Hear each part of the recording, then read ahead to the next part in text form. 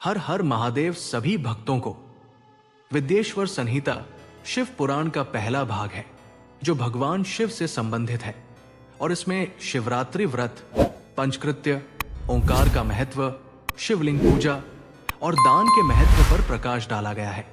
ये संहिता भगवान शिव के निष्कल और सकल स्वरूप का वर्णन करती है और लिंग पूजन के महत्व को बताती है। तो चलिए शुरू करते हैं। पहला अध्याय, पापनाशक साधनों के विषय में प्रश्न, जो आदि से लेकर अंत में है, नित्य मंगलमय है, जो आत्मा के स्वरूप को प्रकाशित करने वाले हैं, जिनके 5 मुख हैं और जो खेल खेल में जगत की रचना, पालन और सहार तथा अनुग्रह एवं तिरोभावरूप 5 प्रबल कर्म करते हैं। उन सर्वश्रेष्ठ अजरमर उमापति भगवान शंकर का मैं मन ही मन चिंतन करता हूं। व्यास जी कहते हैं, धर्म का महान क्षेत्र जहां गंगा यमुना का संगम है, उस पुण्यमय प्रयाग जो ब्रह्मलोक का मार्ग है, वहां एक बार महातेजस्वी महाभाग महात्मा मुनियों ने विशाल यज्ञ का आयोजन किया। उस ज्ञान यज्ञ का समाचार सुनकर पौराणिक शिरोमणि व्यास जी के शिष्य सूत जी वहां मुनियों के दर्शन के लिए आए। सूत जी का सभी मुनियों ने विधिवत स्वागत व सत्कार किया तथा उनकी स्तुति करते हुए हाथ जोड़कर उनसे कहा है, सर्वज्ञ विद्वान रोमहर्षण जी, आप बड़े भाग्यशाली हैं। आपने स्वयं व्यास जी के मुख से पुराण विद्या प्राप्त की है। आप आश्चर्य स्वरूप कथाओं का भंडार है। आप भूत, भविष्य और वर्तमान के ज्ञाता है। हमारा सौभाग्य है कि आपके दर्शन हुए। आपका यहां आना निरर्थक नहीं हो सकता। आप कल्याणकारी हैं, उत्तम बुद्धि वाले सूत जी। यदि आपका अनुग्रह हो तो गोपनीय होने पर भी आप शुभाशुभ तत्व का वर्णन करें, जिससे हमारी तृप्ति नहीं होती और उसे सुनने की हमारी इच्छा ऐसे ही रहती है। कृपा कर उस विषय का वर्णन करें।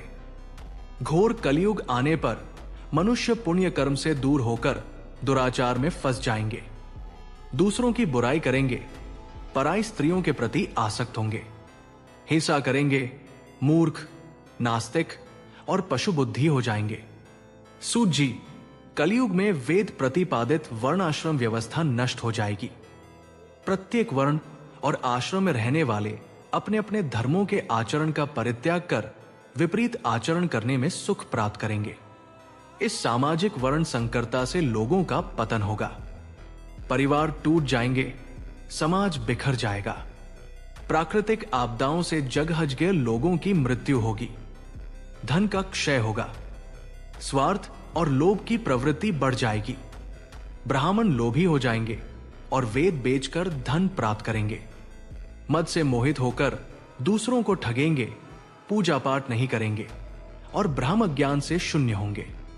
क्षत्रिय अपने धर्म को त्याग कर कुसंगी, पापी और व्यभिचारी हो जाएंगे। शौर्य से रहित हो वे शूद्रों जैसा व्यवहार करेंगे और काम के अधीन हो जाएंगे। वैश्य धर्म से विमुख हो संस्कार भ्रष्ट होकर कुमार्गी, धनोपार्जन परायण होकर नापतौल में ध्यान लगाएंगे। शूद्र अपना धर्म कर्म छोड़कर अच्छी वेशभूषा से सुशोभित हो व्यर्थ घूमेंगे। वे कुटिल और ईर्ष्यालु होकर अपने धर्म के प्रतिकूल हो जाएंगे, कुकर्मी और वाद विवाद करने वाले होंगे। वे स्वयं को कुलीन मानकर सभी धर्मों और वर्णों में विवाह करेंगे। स्त्रियां सदाचार से विमुख हो जाएंगी।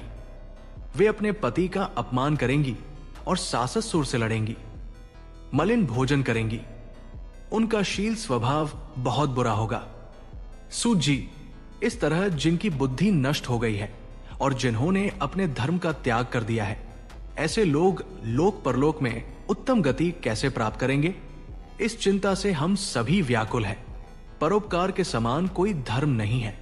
इस धर्म का पालन करने वाला दूसरों को सुखी करता हुआ स्वयं भी प्रसन्नता अनुभव करता है। यह भावना यदि निष्काम हो तो कर्ता का हृदय शुद्ध करते हुए उसे परमति प्रदान करती है। हे महामुने, आप समस्त सिद्धांतों के ज्ञाता है। कृपा कर कोई ऐसा उपाय बताइए जिससे इन सब के पापों का तत्काल नाश हो जाए। व्यास जी कहते हैं, उन श्रेष्ठ मुनियों की ये बात सुनकर सूत जी मन परम श्रेष्ठ भगवान शंकर का स्मरण करके उनसे इस प्रकार बोले, हर हर महादेव, सभी भक्तों को आप सभी का धन्यवाद।